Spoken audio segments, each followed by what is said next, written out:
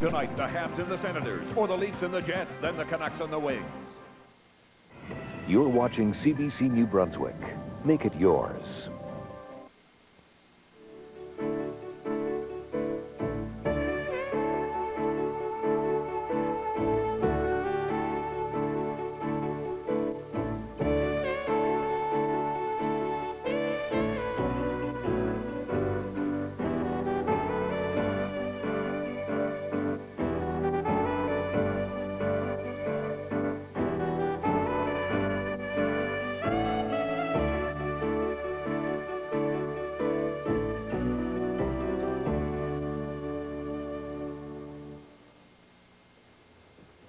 Oh, hi there, and welcome to the Best of Canadian Gardener. Today's show is all about bulbs. You know, those wonderful little things that we put out in the garden in the fall, we forget about them, then come spring, they fill our hearts with joy. We'll talk about planting them outdoors. We'll also talk about forcing them a little bit, and we'll talk about a pot that you can do for a patio, like one of daffodils. There are also the summer bulbs, and Paul Pouliot will be standing by in Quebec to tell us all about the best way to grow gladioli. Then there's the force bulbs, like this amaryllis. We'll talk about how you can do that, start them off, have them blooming in January, all of that and more on today's show. So let's get on with planting those bulbs. First of all, let's take a look at planting bulbs outside. It's the sort of thing that we should all do no matter where we live across Canada. And for some of them, you know, you'll have to get them in really early if you live in very, very cold parts of the country. Out here on the coast, we can get away with it right through until November. But the earlier you put them in, the better it is. I'm going to plant them in this mixed border, just like you would normally do at home. And I'd just like to show you one or two of the various bulbs that I picked up in the garden centre. First of all, over here in the plastic bag, I'm not going to bother to take them out. It's a special that the local nursery had. It's like 10 bulbs of King Alfred daffodils for $1.59, a really good deal, and I'm sure you'll find things like that no matter where you go across the country. I thought we might try something a little different. The picture on this one really intrigued me. It's called Narcissus St. Patrick's Day, and it's supposedly a greeny yellow color. So that's the one I'm actually going to plant today. But I also got some tulips. The other thing, of course, is to go early and pick out your bulbs, because after they've been picked over, many of them end up naked, and so they have just these little bare white walls, and you really want the coat on the outside. This one's called Oxford. It's a Darwin tulip, a very good choice. And then, of course, the little bulbs are always wonderful. And things like the crocus. This is a little blue and yellow crocuses, which are nice for planting in the border, or you can naturalize them in the lawn. Anyway, let's get on with planting the daffodils in the border. And dig yourself a nice hole. You can do it with a trowel if you want to, but I like to plant my bulbs in clumps if you possibly can. Whatever you use, try to plant them just a little bit deeper than a trowel's length depth of the blade. That way, next spring, instead of having to lift all your bulbs out, you can plant your bedding plants in between and you won't disturb the bulbs. So get them nice and deep. If you try to dig up bulbs in the wild, not that you're supposed to, but I've been to Greece and tried to get tulips, sometimes they're 2 or 3 feet down into the ground. So it's amazing how deep you can put them.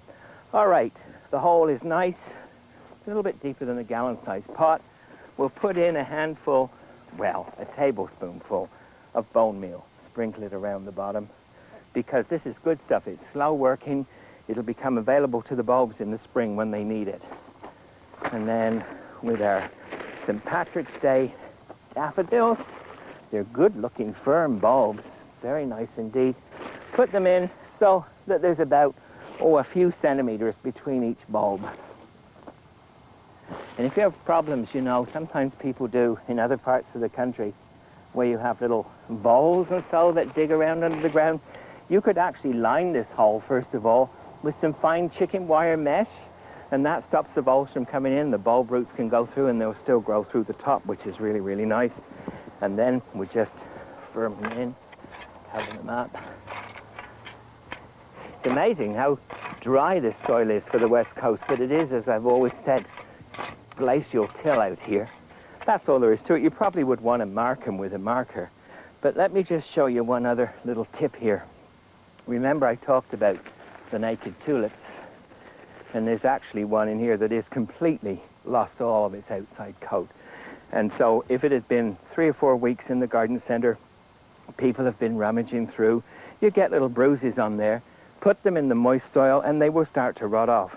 So you get some bulb dust. Doesn't matter whose it is. It's really a powdered fungicide. And while they're still in the bag, if you can only get the bruised bulbs, shake them in like you would pepper and salt.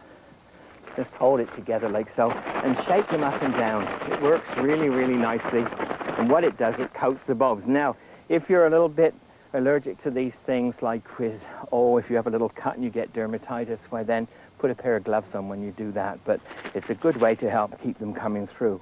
And one other thing we could have done, we could have planted a few crocuses around the top of the daffodils so that they would bloom first.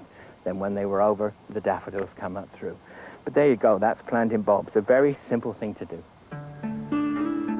The Best of Canadian Gardener continues in just a couple of minutes.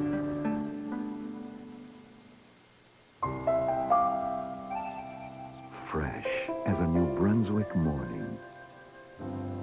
Introducing milk with a cool new look that says down home delicious in the farm fresh tradition. Northumberland. New Brunswick's best to your family.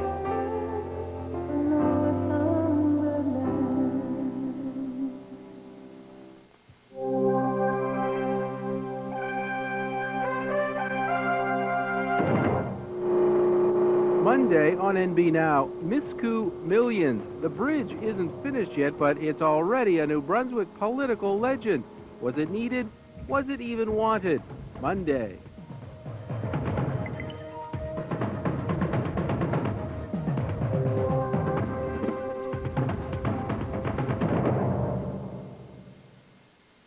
News World, your source for information, committed to bringing Canadians the news all day, every day, live and up to the minute.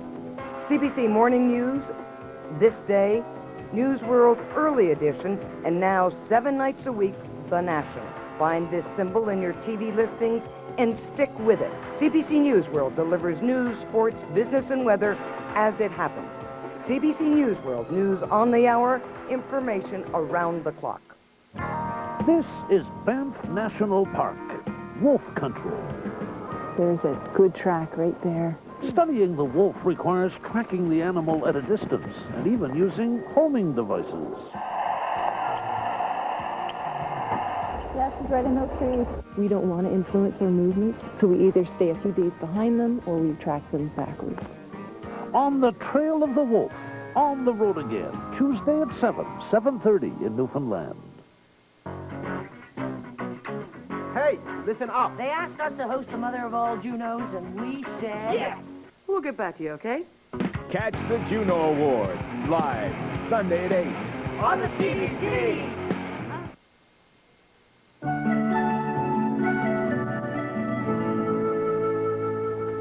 It's always nice to plant some bulbs for inside to bring the spring to your home as early as January if you really want to. There's just 1 or 2 little things that you need to know about it. When you go to a garden centre, there'll be bags of bulbs, and I have some hyacinths here, and you look very, very carefully at the label, and it says, prepared for forcing. I can't really explain to you too much about it, except that they're hyacinth bulbs that have probably been given some refrigeration so that when we plant them, they think, and I know the bulbs don't think, but they think it's spring, and they'll come on to bloom. So there are various things that you can use, but let's talk about the type of pots for starters. Here, nice little shallow, regular terracotta pot, brand new. I think it's very, very important before you use them that you put them in some water. Now, this won't be very long for this purpose of the show, but if possible, you put them in a utility sink with a bath overnight so that all the bubbles stop coming out of the side. Why we do that is it stops the soil from having all the moisture leached out when you use it. But it's good enough to show you for an example right now. So we take it back out. If you look at it next to the other, you can see that there's quite a difference. The other thing, of course, about the pot is that it's got a good drainage hole in the bottom, and that's very important if you're going to follow the method that I'm going to outline for you here. Because they're indoor bulbs, I think it's better to go and invest in a little bit of good potting soil from your local garden centre. And again, it's better if it's on the peaty side if you possibly can. And you'll notice for the hyacinth that I'm putting it in the pot fairly lightly. There's a method to that. Let's just tip them out here. When you plant hyacinths, they don't need to be buried. They always need to have their neck sticking up. So rather than push the soil too deeply, put them down in like so. And I think it'll just be a nice, and always put the same colors together. You know, this one, I wrote it on the bag here, it's actually La Innocence, which is a beautiful white one. If you want to do separate colors in the same pot, you actually plant your little bulbs separately in 4-inch pots, bury them, and then bring them out and choose the ones that are all the same height before you actually bring them in for forcing. So once this is done, and they're just nicely measured in like so, what I would do with these is take them out to the garden. I dig a trench in a very well-drained area, preferably on the south side of the house, a trench about 18 inches, 45 centimeters deep. Set the whole pot down inside. You could do some daffodils, you could do some tulips. That's why it's important they have the drainage holes in the bottom. Then put some peat over the top, cover them in, put some markers on each end of the row, and write on your calendar that you've buried these bulbs underneath there. So that around, I don't know, the second week of December, maybe, that's when you want to first bring them in. You lift them up gently, and you bring them into a room that's got good light and cooler temperatures, and gradually move them indoors to the warm living room. There are all kinds of wonderful things you can do that way, and I strongly recommend it. So for color in the home this winter, force bulbs by purchasing specially prepared bulbs from your garden center. Use clean pots and fresh potting soil. After planting them, bury the pot deep. Start lifting them to bring inside about the second week of December. One more little tip when you're dealing with things like paperwhite narcissi, rather than leaving their neck sticking out, bury them nice and deep, at least halfway down the pot, and completely cover them with soil.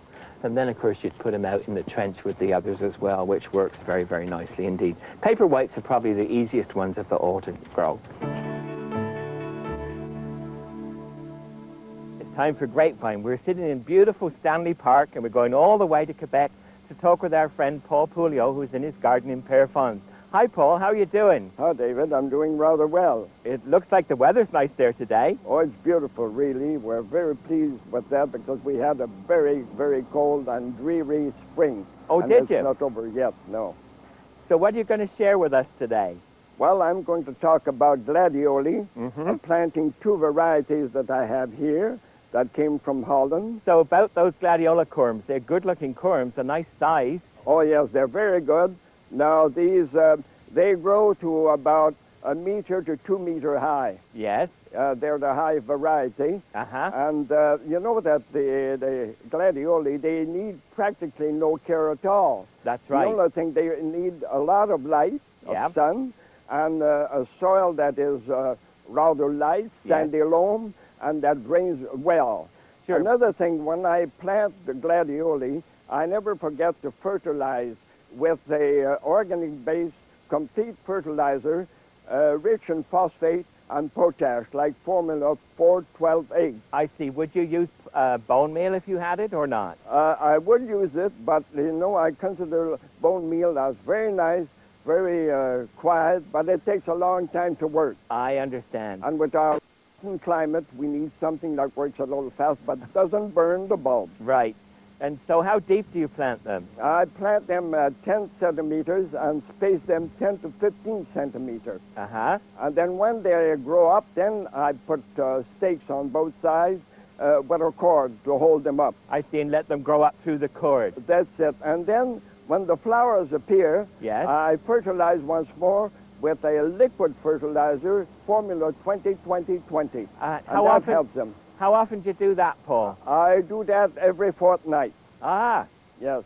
And when will they bloom? I think they will be blooming in about 2 to 3 weeks if things go on as they are right now. Right. That's really fast. Good. It is fast. Well, it's wonderful. And you know what? That's all the time we have for today. Okay, David. Good luck to you.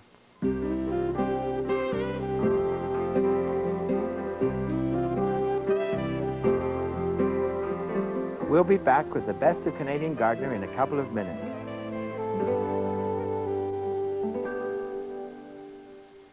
You've busted your back. You've nearly drowned yourself. and your car wash is still hit or miss. Next time, use a Shawala.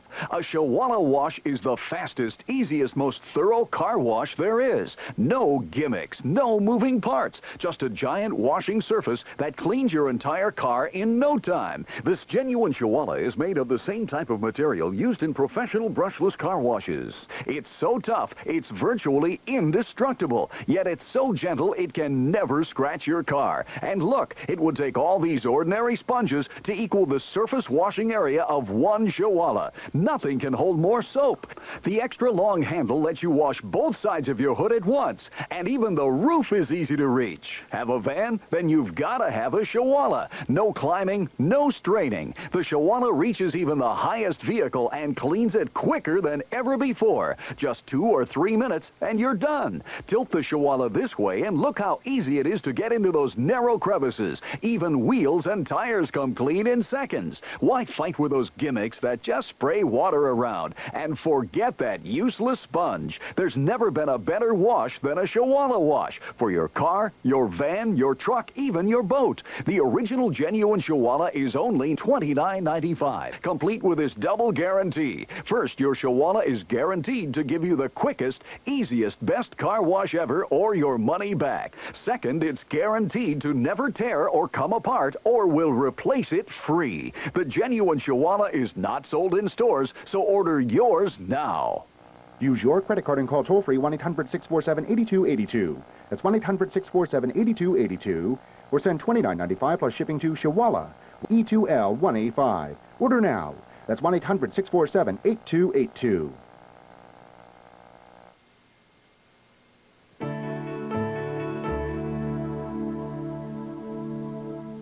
Welcome back.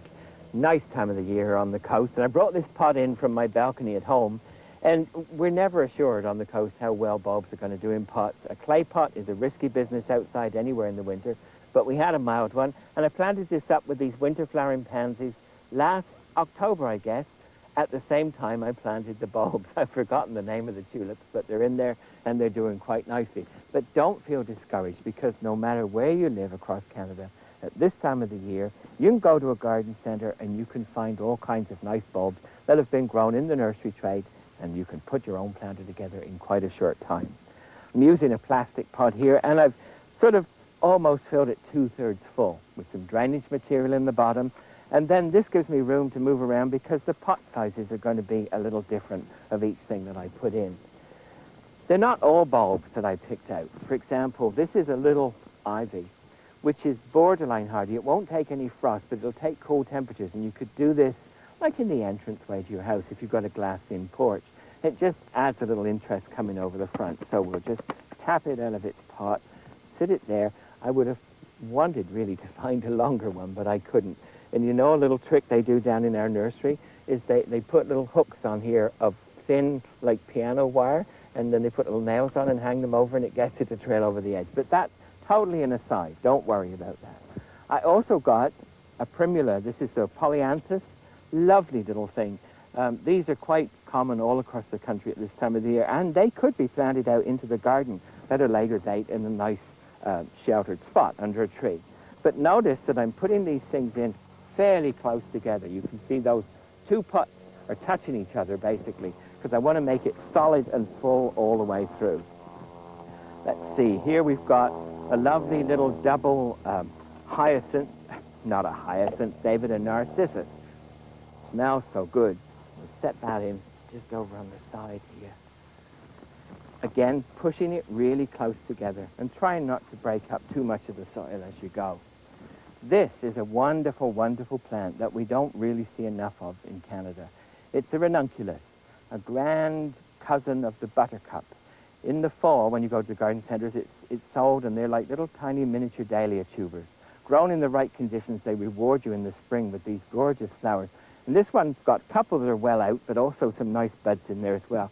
And actually, because it's in a big pot and I don't want to disturb it too much, because it's going to be our middle feature, there's no law in gardening that says that you can't put it in there like that, and I can fill in the others around the outside.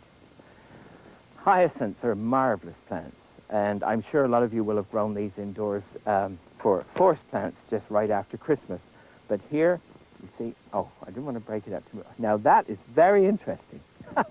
It has just recently been potted and they did a bad job of it, you see, and there's a little bit of extra soil that there's no roots in at all, but the bulk of the roots are together there, so we'll just plop it down in carefully on the side like so.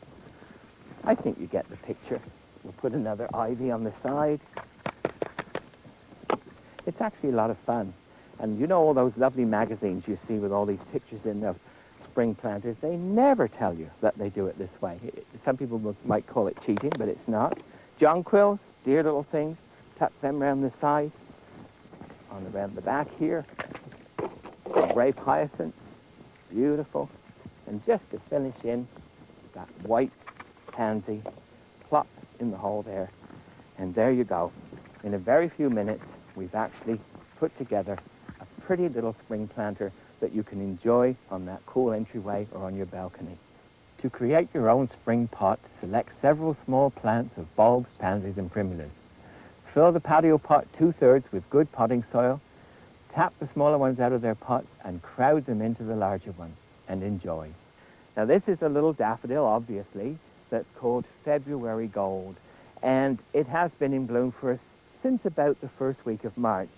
They're beginning to look a little bit tired, but they flower well for us because we feed them every year. And the interesting thing about that is that this is the time of the year to feed them. When you see the flowers at their peak or just beginning to go, this is some rather old 686 that I had in the potting shed. It'll work nicely for our purposes. And just work it all in between, sort of based on a handful to the square meter. Now, these have been in here probably for about 7 years now. And you'll notice if you look carefully at the clumps that there are a lot of smaller bulbs that have been produced on the sides that don't have any flowers in them at all.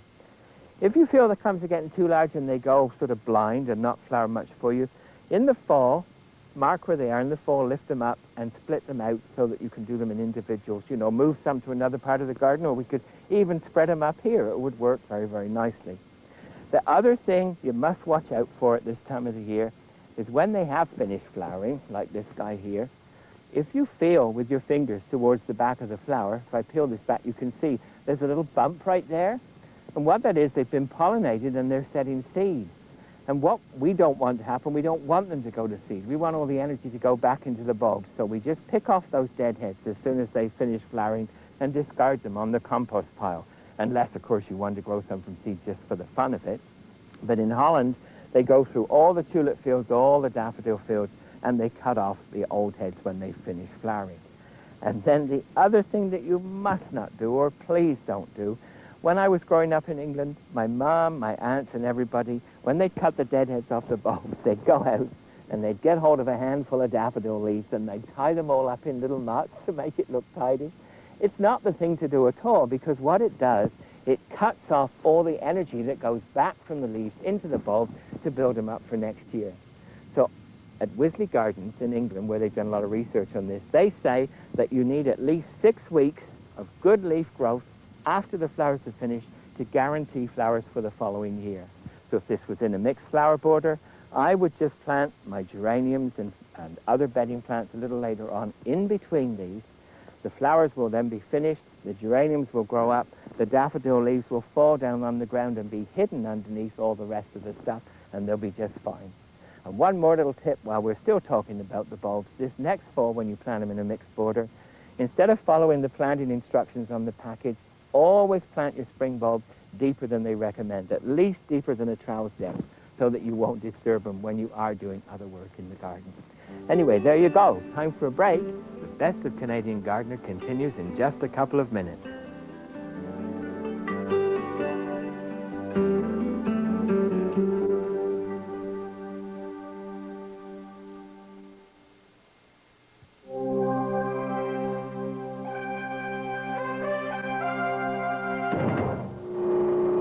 Monday on NB Now, Miscou Millions. The bridge isn't finished yet, but it's already a New Brunswick political legend. Was it needed? Was it even wanted? Monday.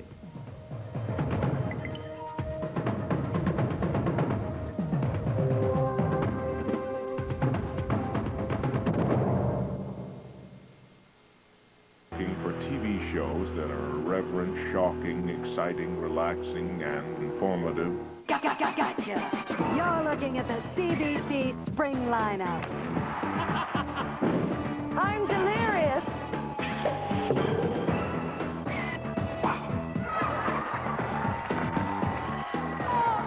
The CBC spring lineup. Shows that'll grab you and keep you. Gotcha!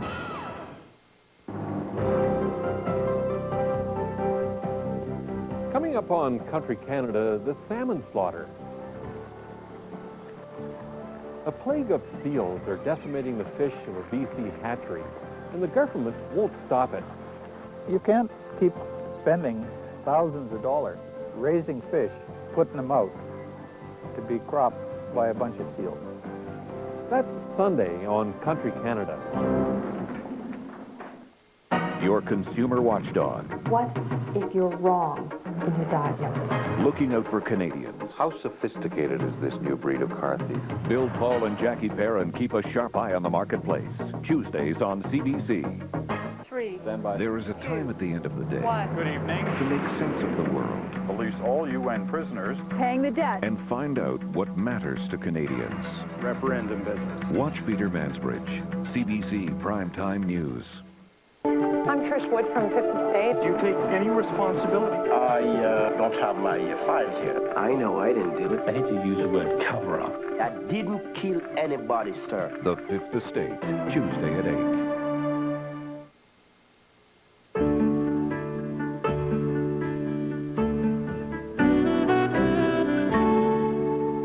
Since the whole of today's show has been about bulbs, our indoor tip today is going to be on plants that are seasonal inside. Like the amaryllis, which is something we've grown for years and years on the table. This one's just about finished flowering.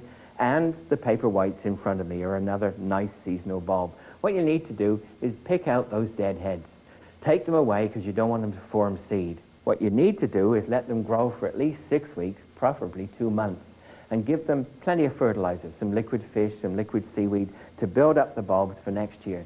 Then let them die back naturally. With the amaryllis, I put it up on a shelf in the greenhouse where it doesn't get watered, where it bakes for the summer and start it up in September. With the paper whites, a little later, you'd probably put them in the end of October, early November. The flowers won't be as big, but they will bloom again.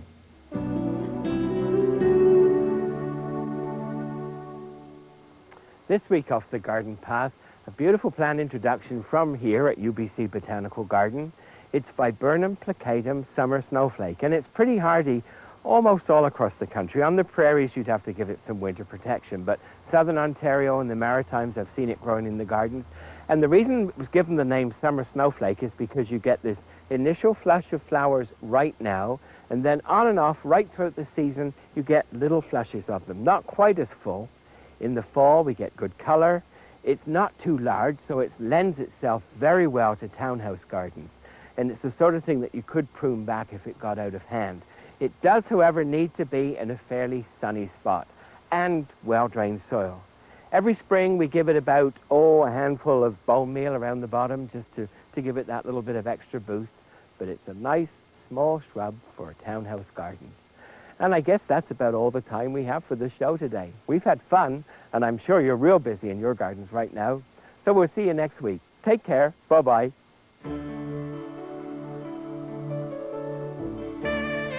Hello, my name is Alan Batke. Welcome to our garden.